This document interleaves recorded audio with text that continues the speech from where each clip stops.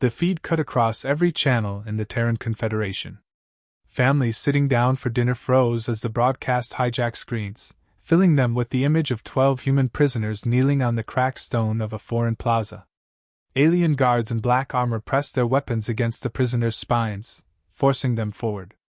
A crowd of Vorix citizens roared approval, their voices distorted, guttural, more like animals baying than people cheering. The prisoners were gaunt. Their faces were bruised, but their eyes still burned. One of them, a young lieutenant, maybe 23, lifted his head at the last moment and shouted, "Tell Earth, don't bow!" before the energy lances cut him down. The executioners fired in unison. Plasma seared flesh and shattered bone. The humans fell, one by one, until only smoking remains littered the plaza. The camera lingered cruelly, magnifying the charred bodies, before the Vorix announcer declared, "Let this be the fate of any who defy the Dominion." The broadcast ended. Silence followed. Then the Confederation ignited. Cities on Earth erupted with outrage. On Mars, workers abandoned factories and stormed the streets. On Europa Station, miners smashed Dominion-owned trading posts. Everywhere, grief fused into fury. Hashtags blazed across networks: never forgive, never forget.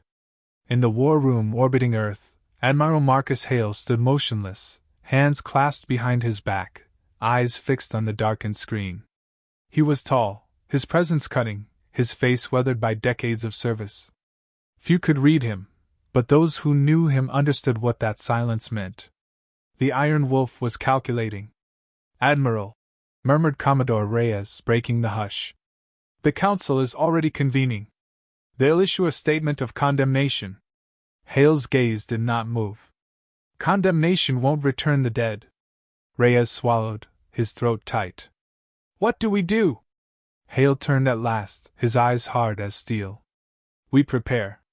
The Galactic Council chambers shone with glass and polished metal, but its grandeur could not mask cowardice. Delegates from hundreds of species filled the tiers, their voices buzzing with false sympathy. A holographic display replayed the execution. Many averted their eyes. Others whispered, but none spoke with resolve. The council speaker, a fragile being with translucent skin, raised trembling hands. "We mourn the humans who perished," the speaker said. "But let us not escalate matters. The Dominion is formidable. Retaliation will cost more lives." From the Terran seat, Hale rose. He wore his uniform like armor, every line pressed sharp. His voice cut through the chamber. "Formidable? They butchered our people as spectacle. And you call for restraint?" The speaker's eyes flickered. "Admiral Hale, we understand your grief, but vengeance. Justice," Hale interrupted, voice low but carrying. "Call it what it is. Humanity asked for peace. We honored your treaties, respected your borders. And yet, the Dominion paraded our soldiers through their streets, then burned them alive while you all watched. If justice is too much for you, then humanity will claim it alone." Gasps rippled across the chamber.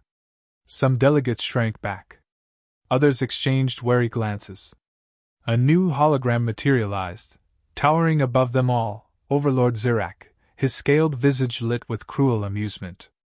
His voice rumbled like thunder. "Humans, you mistake mercy for weakness. We allowed your kind into the stars, and this is your gratitude? Your soldiers trespassed where they did not belong. Their deaths are your lesson. Remember it." Hale's jaw flexed. He said nothing, because there was nothing left to say. That night, Earth's capital boiled with protest. Millions filled the avenues. They carried portraits of the executed, chanting the names of the fallen. Parents held children aloft, teaching them that this moment would never be forgotten. In the secure halls of the Confederation Parliament, leaders debated in whispers, their voices heavy with fear. War with the Dominion was unthinkable. The Dominion controlled hundreds of systems, wielded fleets 10 times the size of Earth's. But every attempt to argue for restraint died when Hale entered the chamber. He carried with him a hollow projector. Without a word, he placed it on the table. The faces of the 12 executed prisoners shimmered into view.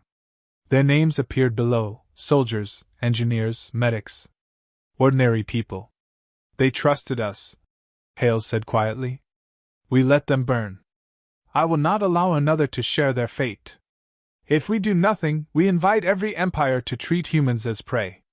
If we strike, we tell the galaxy what it means to spill human blood. The president, a weary woman with streaks of silver in her hair, leaned forward. Marcus, you're asking us to commit to a war we might not win. Hale's eyes locked on hers. No, Madam President. I'm telling you the war has already begun. The only question is whether we face it with chains around our necks, or weapons in our hands. The chamber fell silent. The vote came at dawn. Across the Confederation, every delegate pressed their choice. When the tally appeared, the chamber shook with the weight of history, unanimous. The Terran Confederation declared full-scale war on the Vorix Dominion. Hale received his commission as Supreme Commander of the war effort. When reporters swarmed him outside the chamber, he spoke only once, his words echoing across every world. They thought killing our people would break us. Instead, they forged our wrath. We did not want this war, but we will finish it. And when we are done, the galaxy will remember what happens when you slaughter humanity's sons and daughters. On Earth, shipyards lit the night sky as production roared to life. Massive construction arms swung into place, assembling hulls of warships at a pace unseen since the early colonization drives. Workers sang as they labored, every bolt tightened with fury, every rivet a promise of vengeance. In training fields from Luna to Titan, soldiers stood in lines, eyes burning, swearing oaths not to conquest but to memory. They vowed to fight for the 12 whose names had become banners. From the orbiting war room, Hale watched as the first fleet formations rose against the stars. Rows of destroyers, frigates, and carriers ascended, engines blazing blue against the void. The admiral's reflection in the viewport was grim, but in his silence lay certainty. The Iron Wolf had been unleashed. And the galaxy would soon learn that humanity did not forgive, and never forgot. Engines thundered across the night sky of Earth, as fleets rose in formation, silver hulls glinting beneath the sun. Shipyards around Luna, Mars, and Titan pulsed with relentless energy, cranes swinging like Titan's arms as new warships rolled from their cradles. For weeks, humanity had worked without pause. Every orbital station, every industrial colony bent its strength to the Confederation's will. The Dominion thought executions would frighten mankind into submission. Instead, they had awakened a juggernaut. Admiral Marcus Hale stood on the command deck of the Resolute, flagship of the 1st Expeditionary Fleet. Holographic schematics rotated above the table, fleets, supply lines, planetary defenses. Each glowing marker represented months of preparation condensed into days by fury and resolve. His officers waited, eyes fixed on him, hands ready for orders. Status? Hale asked. 200 combat-ready ships in this sector, Commodore Reyes reported. Another 80 joining within the week. Orbital cannons are calibrated. Troop carriers stand by. Hale nodded. New Carthage comes first. The Dominion defiled it. We take it back and show the galaxy our answer. The officers saluted. The Iron Wolf had chosen their first strike. New Carthage hung scarred and broken when the fleet arrived. Once a jewel of Terran colonization, its skies were now filled with Dominion war banners. Alien patrols prowled orbit, arrogant in their belief that humans would not dare strike. But humans struck. Commence operation, Hale ordered. His voice was calm, clipped, carrying no tremor. Stealth frigates slipped from formation, vanishing into the void.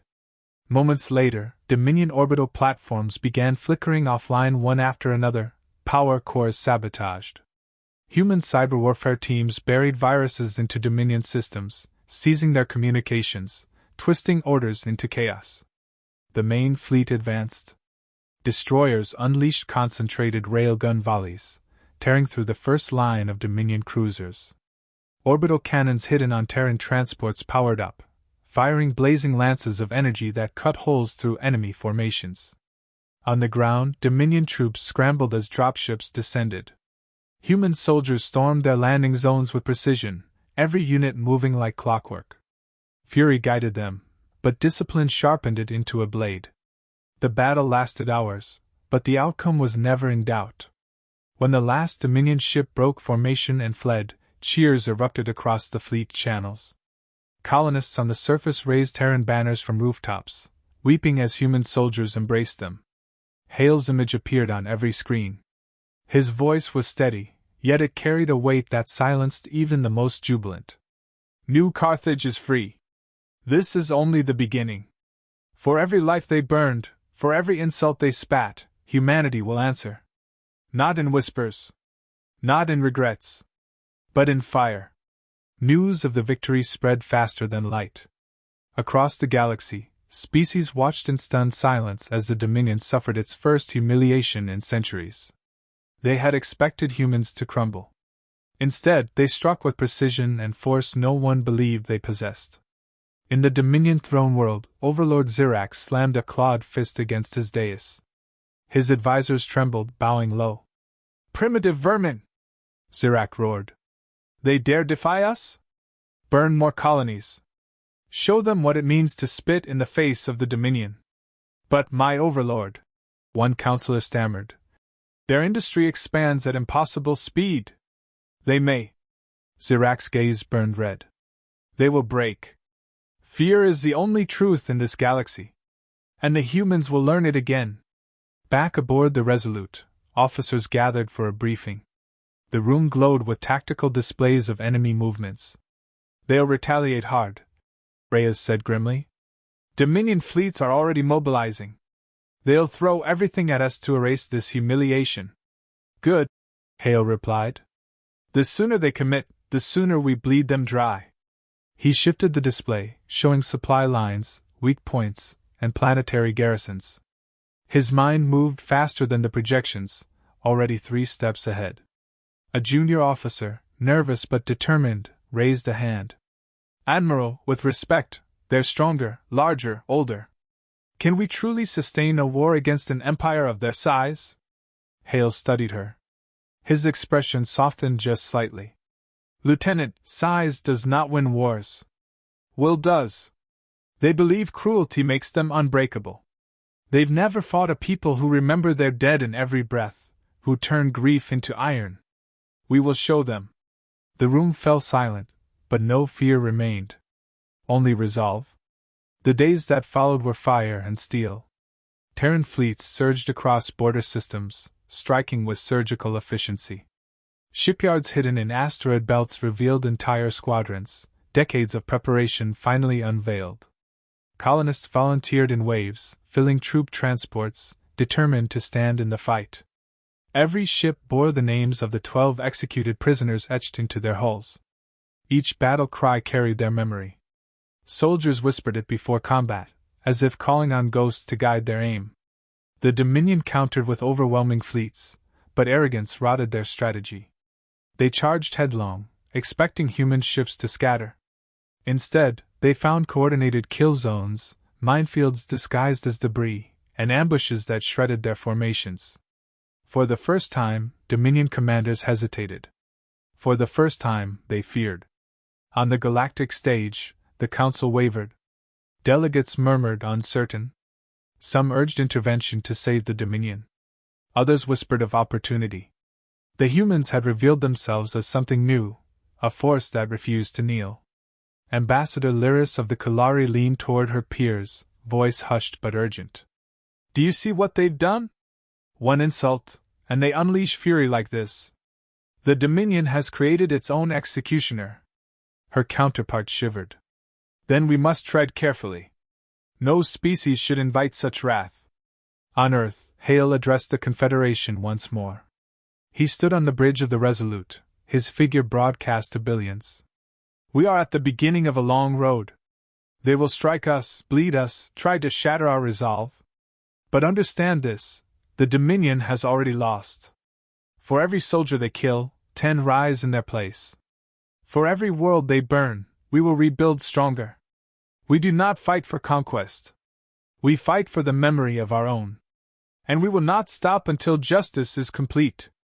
The speech rippled through every colony, every station, every outpost.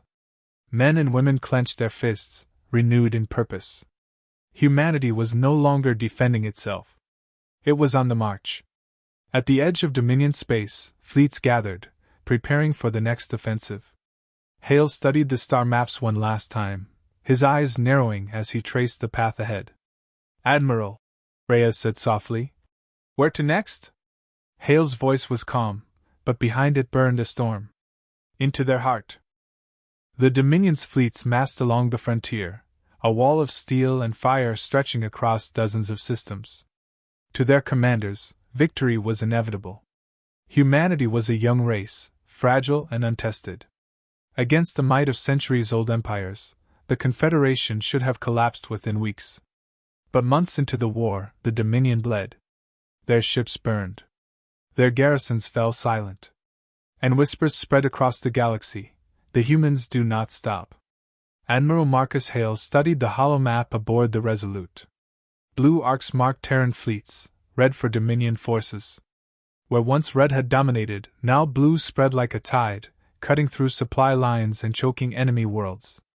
"They've overextended," Commodore Reyes said, pointing to a sector thick with enemy symbols. "Their forward fleets outpaced their logistics. We've struck their depots, and they're starving for resources." Hale nodded, calculating the next move. "Good. The Dominion believes fear sustains their rule. Starve their fleets, and they'll learn hunger doesn't obey terror." A transmission chimed. The Council's chamber appeared, filled with nervous delegates. One spoke, a scaled envoy from the neutral Kalari. "Admiral Hale, you must relent.